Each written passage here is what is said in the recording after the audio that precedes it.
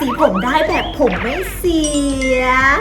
ชมพูทำแล้วสีฟ้าทำแล้วสีเขียวทำแล้วสีเทาสีอะไรทำมาหมดแล้วที่เขาแบ่งขายเป็นกิโลอ่ะหลังๆเขาจะชอบใช้เม็ดสีพลาสติกยากแล้วหลุดแบบยากมากอะไรเงี้ยฟอกจนแบบผมเปื่อยยุ่ยหมดเลยมีทั้งทีมมาร์เก็ตติ้งทีมโปรดักต์เองคือทะเลาะกันเยอะมากกว่าจะได้สีออกมา1 สีนะทำจนอาร์ดีร้องไห้ทำจนอาร์ดีแบบตอนนี้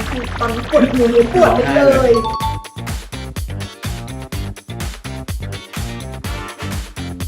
สวัสดีค่ะทุกคนพบกับเจ๊อาอีกแล้วนะคะวันนี้นะคะมีใครสงสัยบ้างไหมว่าแบบทำไมเจ๊ถึงแบบเปลี่ยนสีผมบ่อยมากเปลี่ยนแบบเอาจริงแทบจะทุกสีแล้วนะวันจันทร์สีเหลืองยังไม่ได้ทำแต่เหลืองกับส้มใกล้เคียงกันทำแล้วสีชมพูทำแล้วสีฟ้าทำแล้วสีเขียวทำแล้วสีเทาสีอะไรทำมาหมดแล้วแล้วสีสุดท้ายก็คือสีขาวสีครีมสีแบบคาราเมลเขาเรียกสีอะไรนะสีสว่างอะเนาะเนี่ยสังเกตไหมว่าทำไมผมเจ๊ไม่เคยเสียเลยสมัยเจ๊ผมยาวอะไรก็ไม่เคยเสียจนผมสั้นก็ไม่เคยเสียนะคะวันนี้นะคะเจ๊ก็จะมาบอกทุกคนเลยค่ะเป็นเทคนิคการดูแลเส้นผมนะคะจากผมที่แบบทำสีมาหนักหน่วงมากแล้วทำไมไม่เสียไม่พังสักทีวันนี้เราจะมาบอกว่าที่ผ่านมาเจ๊ดูแลรักษาเส้นผมยังไงบ้างนะคะแล้วก็วันนี้ไม่ได้คุยคนเดียวมันเหงาค่ะทุกคนวันนี้มีผู้เชี่ยวชาญนะคะเป็นดาวติ๊กต็อกประจำบริษัทของเจ๊นะซึ่งก็คืออาจารย์มิกกี้ฮัลโหลสวัสดีครับ สวัสดีค่ะเจ๊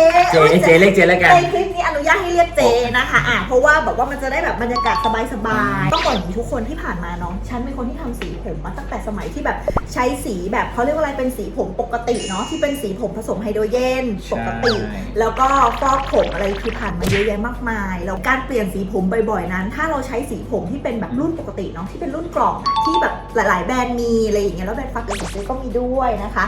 อันนั้นถ้าเปลี่ยนบ่อยแบบอาทิตย์ละครั้ง2 อาทิตย์ครั้งก็อาจจะเสี่ยงต่อการที่ผมเราจะแห้งใช่ไหมกัน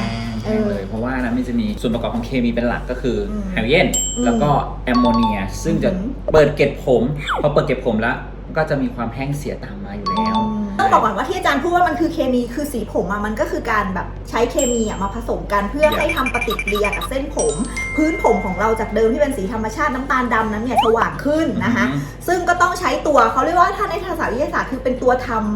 ำงานเนาะลดเม็ดสีในเส้นผมแล้วก็สาดเม็ดสีใส่เข้าไปอันนี้เป็นวิธีการทำงานของสีผมที่แบบเป็นรุ่นกล่องแบบนั้นจะแบ่งเป็น2 ประเภทเนาะก็คือจะมีสีที่เรียกว่าสีถาวรและสีชั่วคราวในกล่องหนึ่งก็จะมีทั้งตัวหลอดสีแล้วก็ไฮโดรเจนนะครับตัวหลอดสีเนี่ยก็จะมีเคมีชื่อว่าแอมโมเนียเนี่ยเปิดเก็บผมและเจ้าตัวไฮโดรเจนเนี่ยจะยกระดับสีผมแต่ละเปอร์เซ็นต์จะแตกต่างกันไปสำหรับใครที่ผมธรรมชาติแล้วอยากเปลี่ยนก็เปลี่ยนได้สีเป๊ะด้วยสีเป๊ะสีเป๊ะแล้วก็จะมีอีกประเภทหนึ่งก็คือสีจะเรียกว่า treatment keratin สีถามคำถามแทนทุกคนเลยแล้วกันนะมันเหมือนแว็กมันเหมือนสีแว็กไหมจริงๆแว็กซ์มันก็คือการเคลือบเหมือนกันแต่ treatment ก็คือการเคลือบบำรุงผมแต่คำว่าแว็กซ์เนี่ยเขาจะไปปิดเกล็ดผมสนิทคือแว็กมันก็จะเป็นตัวที่แบบทำงานแบบปิดเกล็ดผมคือถ้าจะไปทำสีผมต่อไปในอนาคตคือแก้ยากที่เขาแบ่งขายเป็นกิโลหลังๆเขาจะชอบใช้เม็ดสีพลาสติกมันละลายในแว็กซ์แล้วมันจะทำให้แบบแน่นจนแบบบางทีเราไปทำสีเขาต้องไปยากมันไม่ได้ยากแล้วหลุดแบบยากมากอะไรอย่างเงี้ยแว็กในตลาดมันก็จะมีแว็กทั้งที่แบบยี่ห้อที่เขาแบบใส่ใจผู้บริโภคทำมาดีแหละแต่ว่าบางทีข้อเสียของมันก็คือจะไปปิดเกล็ดผมแต่ถ้าเป็นแว็กที่แบบตลาดมืดเขาทำกันก็คืออาจจะมีการใส่ส่วนผสมที่มันไม่ใช่สีสำหรับเส้นผมเป็นสีแบบสีพลาสติกพลาสติกเลยเพราะเมื่อก่อนจะเป็นแว็กที่เป็นแว็กเมลแว็กจริงๆน่ากลัวหลังๆคือโอ้ยมันเป็นอย่างนี้จริงๆวงการอดีตช่างเสริมสวยด้วยนะคะในวงการเป็นจริงๆแล้วแบบทุกคนแบบพอเรามาทำสีผมครั้งต่อไปเราจะเป็นงานแก้แล้วต้องฟอกจนแบบผมเปื่อยยุ่ยหมดเลยสิ่งที่เราทำก็คือว่าถ้าเป็นเราเป็นแบรนด์ปักทุกคนรู้ว่าเจ๊ทำแบรนด์อยู่เนาะแล้วมีโรงงานเป็นของตัวเองเพราะฉะนั้นเนี่ยสิ่งที่เราทำก็คือสำหรับสินค้าพวกนี้ของเจ๊เองคือไม่ใช่ไม่ใช่สีพลาสติกแน่นอนไงตอนที่ฉันทำโปรดักต์นี้ฉันวุ่นวายกับการหาสีมากเพราะว่าสีต้องนำเข้าจากฝรั่งเศสแล้วในช่วงที่มันเป็นโควิดนี้อีกไงให้เจ๊เล่า storytelling ของที่มาที่ไปกว่าจะเป็นไอตัวเนี้ย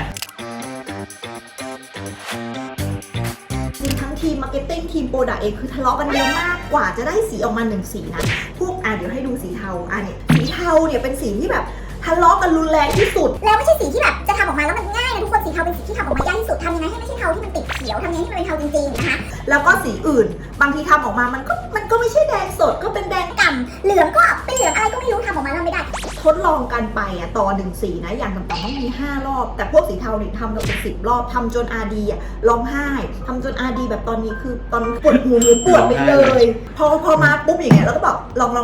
ไม่อ่ะมันไม่ผ่านเขาก็จะนั่งหน่อยกลับไปแค่ผ่านเดี๋ยวไปจัดการให้ใหม่อย่างเงี้ยคือเราตั้งใจทำอันนี้มามากเราไม่อยากให้มันเป็นเหมือนแวกอะแล้วสีเทาที่เราทำอะทุกคนไม่ใช่ว่าแบบมันก็จะมีเม็ดสีเทาเลยมาใส่ให้เป็นสีไม่ใช่นะคะมันต้องใช้เทคนิค การหักล้างใช่ไหมเธอที่เธอทำเธอบอกว่าต้องหักล้างสีนู่นสีนี่สีนั่นแล้วแบบกวาดได้ออกมาเทาแล้วมันต้องมี แล้วรู้ไหมว่าในสีเทาอ่ะมันยังมีสีอื่นๆอีกมากมายที่อยู่ในนี้ แต่ จริง การทำงานของสีทั้งหมดเนี่ยโอเคเราอาจจะเยอะแยะมากมายเรื่องการแบบเขาเรียกว่าดีลล็อกโปรดักต์หรือพัฒนาโปรดักต์แต่สุดท้ายคือถ้าเราล้างออกและเปลี่ยนสีผมใหม่อ่ะผมมันก็แบบคือสีมันก็ยังล้างออกง่ายกว่าการที่ใช้เป็นแบบตัวแว็กซ์เลย เพราะอันนี้มันเป็นทรีทเมนต์เปลี่ยนสีผม และที่สำคัญคือฉันก็เพิ่มไปเลยว่าเฮ้ยมันจะเป็นทรีทเมนต์เปลี่ยนสีผมธรรมดาไม่ได้ความพิเศษของมันคือใส่เคลาตินใส่สารสกัดส่วนผสมเข้าไปอีกเพราะฉะนั้นทำสีแล้วมันก็ต้องบำรุงด้วยสิเพราะว่าฉันเป็นคนทำสีจริงไงฉันไม่ได้ออกโปรดักต์มาแล้วแบบว่าเฮ้ยทำให้มันเป็นสีก็พอแต่เราต้องคิดในแง่ของผู้บริโภคว่าแบบทำสีแล้วบำรุงด้วยได้หรือเปล่าแบบนี้อันนี้คือเชิงลึกอันนี้คือในมุมมองของผู้ผลิตเป็นมุมมองของบอสซี่นิดนึงมีความแบบอะไรแต่ถ้าเป็นมุมมองของคนทำงานเนาะเป็นมุมมองของแบบดาวติ๊กต็อกอย่างอาจารย์นิกกี้แล้วที่เจอลูกค้าค่อนข้างเยอะอะไรอย่างเงี้ยก็ลองคุยสิคะว่าตัวนี้เป็นอะไรยังไงบ้าง เพราะก่อนหน้านี้เราออกงานต่างจังหวัดเจอช่างเสริมสวยเยอะเลยหลายๆจังหวัดนะก็จะมีการฟีดแบ็กกลับมากับเรื่องของทรีทเมนต์สีค่อนข้างที่จะโอเคเพราะว่าพอพื้นได้ระดับบอกเลยว่าลงสีไหนก็คือได้สีเป๊ะตามหน้านี้เลยแล้วก็จะบอกว่ามีไม่กี่แบรนด์นะที่สีเทาอะลงบนพื้นเหลืองๆแล้วได้เทาเลยอะไม่ได้ว่านะแต่มันจะมีแบบผมกลายเป็นสีเขียวเงี้ย สีเขียว แบบงั้นก็มีอะไรอย่างเงี้ยมันจะทำให้ช่างเนี่ยทำงานง่าย ก็ ขึ้ เหมือน นที่เราไปชลบุรีใช่ไหมมีลูกค้ามาแล้วมาแบบว่าเด็กอายุเท่าไหร่นะกี่ขวบ 8 ขวบ 8 ขวบเด็ก8 ขวบทำไมถึงทำได้คะคือตัวนี้เราทำออกมาคือมันจะมันจะอ่อนโยนแล้วมันไม่ได้ใช้สีที่มันเป็นสีไม่ใช่ประเภทแต่ทุกคนนึกออกเหมือนบางคนอยากขาว แล้วไปใช้แบบสมัยก่อนที่เคยได้ยินข่าวว่าใช้วิกซอลหรืออะไรในห้องน้ำมาผสมโลชั่นนั่นน่ะ คือเป็นการทำอะไร น่ากลั ที่ ว มันแบบ มาก ผิดวัตถุประสงค์แล้วมันอันตรายกับผู้บริโภคกับตัวเรา แล้วผิวลอกเป็นขุ่น ใช่ แต่ว่าถ้าอย่างเป็นเคสสีผมอย่างเงี้ยแน่นอนว่าโอเคตัวเบสมันอาจจะมีสารบำรุงต่างๆแต่ว่าในเรื่องของสีเราก็จะไม่ใช้สีที่มันผิดประเภทเพราะเวลาเราเอาสีอื่นมาใส่ที่หัวอย่าลืมว่าหูผมมันติดกับหนังหัวนะน้ำเหลืองต่อมอะไรอยู่ข้างในตรงนี้เพราะฉะนั้นเราต้องคำนึงเยอะ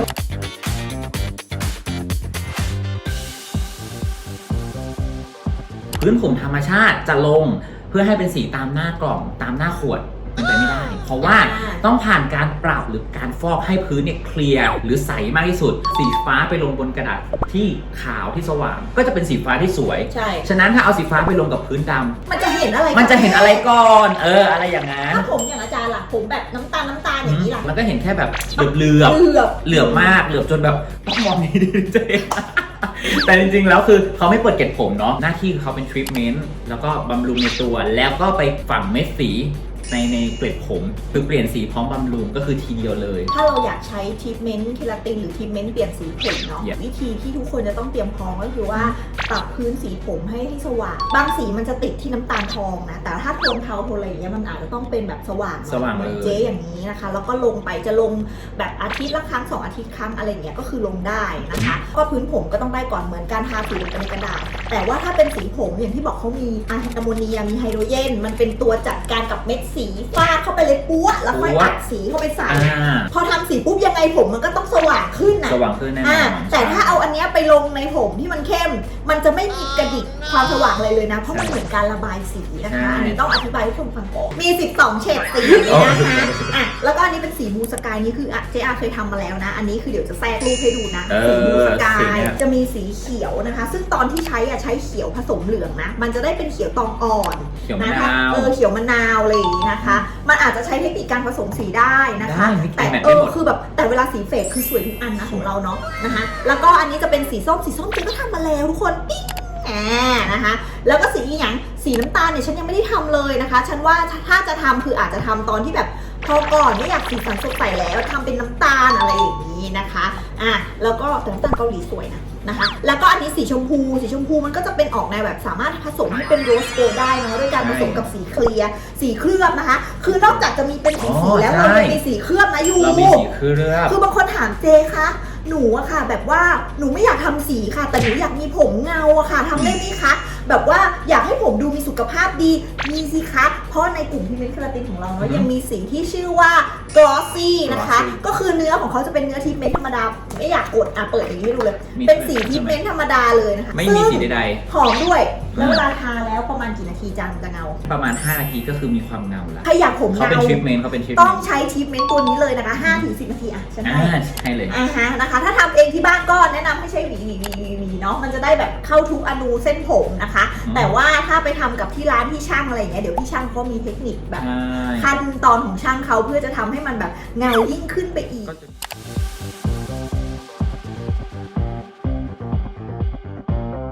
และอะไรคือโทนร้อนอะไรคือโทนเย็นหนังนี่คำถามเยอะให้อาจารย์นี่เป็นคนตอบดีกว่าโอเคสีโทนร้อนทำง่ายติดนานเพราะว่าเรามีเบสเป็นคนเอเชียเวลาฟอกผมอย่างที่บอกรอบแรกไม่ได้สว่างฉะนั้นเกล็ดผมมันจะไม่เสียหายเยอะแล้วเวลาลงสีพวกนี้ไปค่อนข้างจะติดแน่นเพราะเกล็ดผมเรายังอยู่เยอะคือต้องบอกก่อนว่ามันไม่ได้จำเป็นต้องทำทั้งหัวนะทุกคนสีอย่างนี้คือเราสามารถแบบฟอกแบบช่อแล้วแบบใส่ตรงนี้อะไรอย่างเงี้ยคือแบบเป็นแซมอะไรอย่างเงี้ยซึ่งแบบมันทำได้หลายอย่างมากไม่จำเป็นต้องทั้งหัวบางคนอาจจะกลัวการทำสีทั้งหัวไงโทนร้อนคือแบบทำติดไวแล้วฟอกไม่ต้องสว่างมากแล้วก็ติดนานอันนี้คือโทนร้อนมาต่อไปโทนเย็นไอตัวสีม่วงเนี่ยมันจะเกิดการผสมสีระหว่างสีแดงกับสีน้ำเงินมันก็จะอยู่กึ่งกลางระหว่างร้อนกับเย็นเขา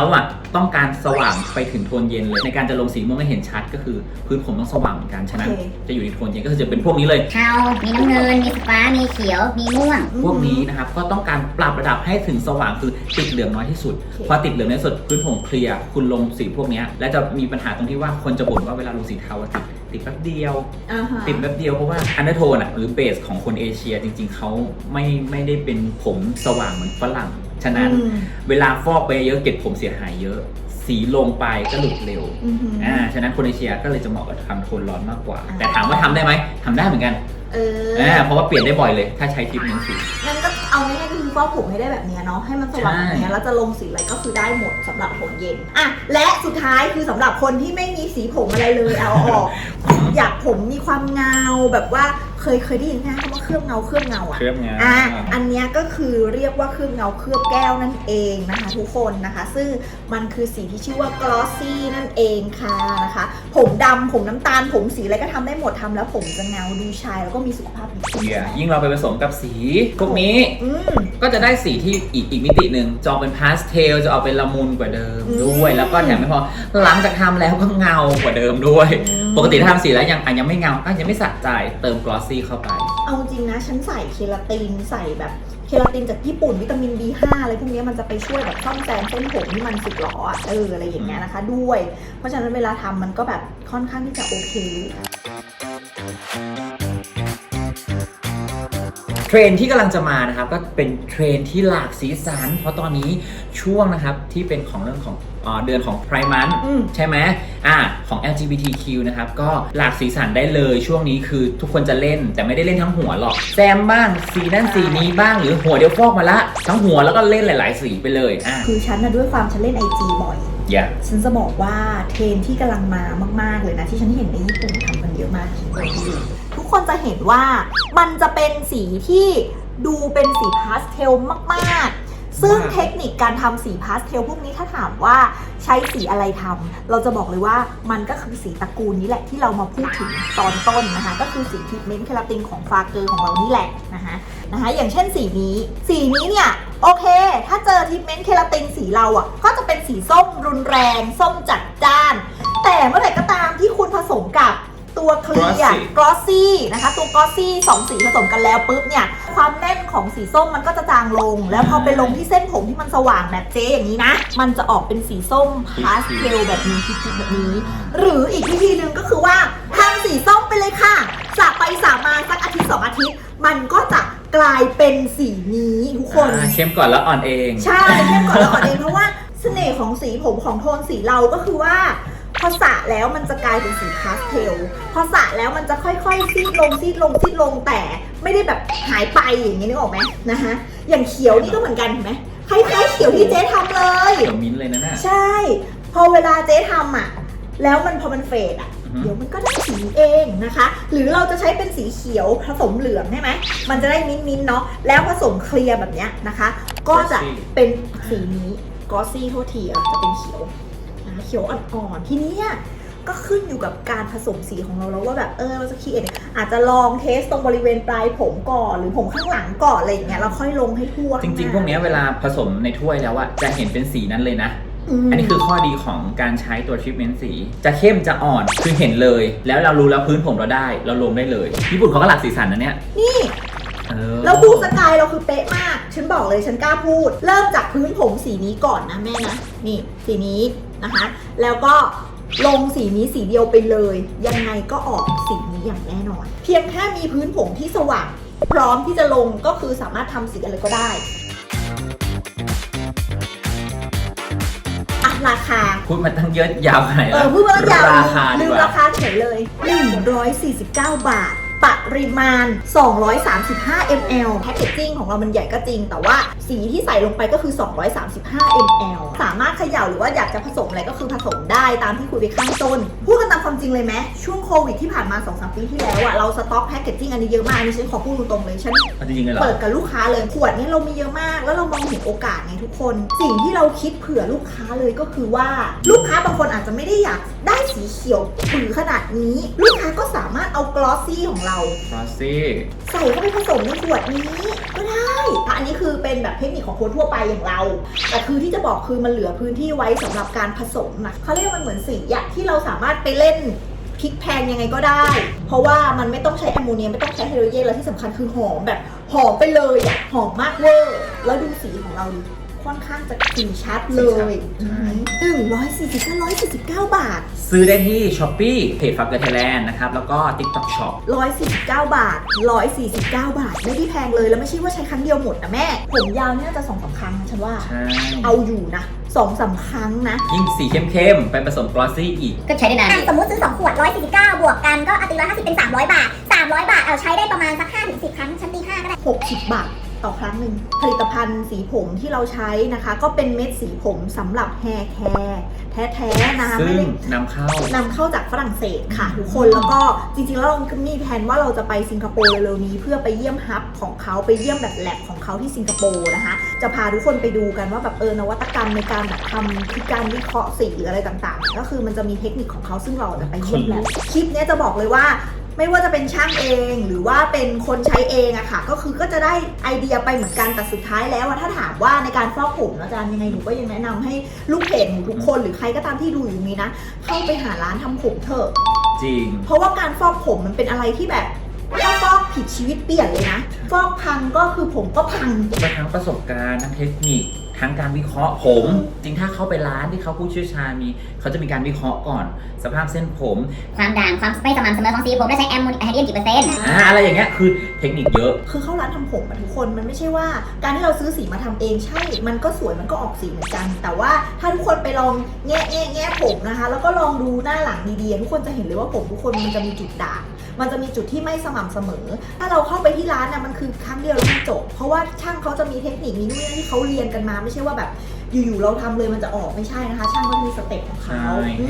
ให้ราคาค่าฝีมือเขานิดนึงใช่มันเป็นงานบริการนะทุกคนนะอันนี้คือจะต้องบอกไม่ได้บอกว่าทำเองไม่ดีทำเองก็ดีทำเองก็ได้ทำเองก็ง่ายนะคะแต่ถ้าเข้าร้านคือเราจะได้แบบความเนี้ยบความอ้วนมาเพิ่มอีกนะคะเพราะฉะนั้นในสินค้าฟาเกอร์เซตนี้เคราตินของเราเนี่ยก็คือเหมาะได้ใช้ทั้งช่างทำผมนะคะสำหรับโปรเฟชชั่นอลแล้วก็สำหรับยูเซอร์ด้วยนะคะเพราะฉะนั้นเราอยากบอกทุกคนให้รู้ก่อนว่า